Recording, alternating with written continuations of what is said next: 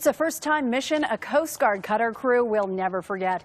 They seized thousands of pounds of cocaine at sea.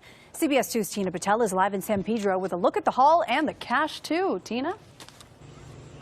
Suzanne, many people bring back souvenirs when they go on long trips. Well, the crew of this just commissioned cutter from the Coast Guard brought back something much more valuable, millions of dollars worth of illegal drugs. Family members were waiting on shore for the crew of the Coast Guard cutter Robert Ward to return after a 50-day deployment in the Eastern Pacific. As you can see, their first patrol in the waters off the coast of Mexico was a successful one.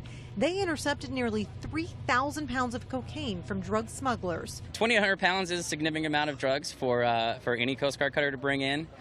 So you're talking about $38 million that we're taking out of the pockets of the cartels. Coast Guard officials say they've been working with different law enforcement agencies from countries throughout Central and South America to figure out exactly how cartels are trying to get drugs into the United States. What we see is the supply chain comes from Colombia and Ecuador.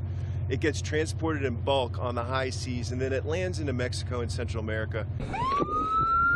Air patrols helped spot the suspected smugglers that led to these busts. In one of the cases, the Coast Guard was able to take the drugs and the smugglers into custody.